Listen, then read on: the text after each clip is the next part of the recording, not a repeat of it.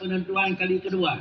Bukan daripada unsur anggota biasa, tetapi daripada unsur adalah huruf hilli wal aqdi. Dan hilli aqdi itu baku seumur hidup. Kepa lagi yang akan pegang hikmah diriku.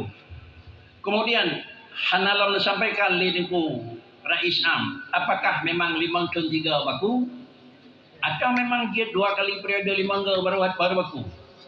Kalaulah dalam gerak-gerak niku selama 5 tahun kita periksa kepatah yang kira-kira agak sedikit macet, kepatah agak sedikit memang kan jalan, yang jalan kita gunakan, yang macet dah perbaiki.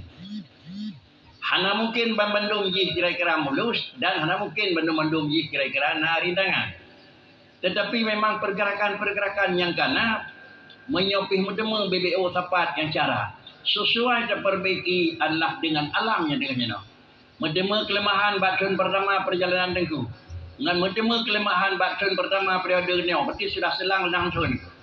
Antara tahun pertama dengan tahun ke-6 medema cacat batun yang ke-6. Kemudian tahun berjalan batun yang batun pertama dengan tahun yang ke-6. Payah terperiksa ya. Cacat yang kena perlu diperbaiki, sistem perbaiki payah yang tuan perkembangan maju. Kadang-kadang tahun 2020 rejeh menyonyar lah menan pubat. Entah demang 27 menyonyar dapat pubat. Anda lagu ni. Karena kalau buat masalah. Yang penting perbaiki. Baik perbaiki lagi perbaiki rejeh ni.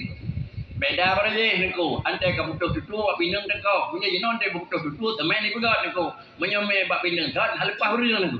Itu ulangan doang kali. Maka dengan kerana yang demikian, periksalah di mana langkah tempuh yang kena ikut yang anda sempurna. Bukan itu unsur kesengajaan, tetapi memang itulah kemampuan bahawanya dan laganya yang mungkin. Sesuai dengan alam. Apabila laganya memang dalam sikap hatar yang kalian nak, memang mendungji, mentang lancar dan bergerak. Kemudian apakah dalam pemilu kalian kedua? Pertama, dengan pemilihan pimpinan kedua. Aturan jidin dua ke? Hanaidin doaga sama dengan dapat pemilihan. Di mana kekurangan disempurnakan, di mana yang memang dia merupakan pedoman kerja untuk masa depan. Adapun memang mengizinkan doaga, apakah perlu dilanjutkan kuatannya karena atau memang supaya terbiasakan nyak randu dia mendemomat itu. Sedangkan yang dasar muno adalah untuk pelemah kemampuan keterampilan di lapangan. Karena adalah semua manusia kenanya hanya mesti adalah mampu dua pihak. Kemampuan dalam memiliki pengetahuan dan kemampuan di dalam menjalankan ilmu yang telah dimiliki. Bisa jadi nawar. Tetapi kemampuan di dalam memang menuntut ilmu bisa jadi tidak mampu dalam menjalankan ilmu. Bagaikan kaya tidak orang kalau dia yang mengatakan.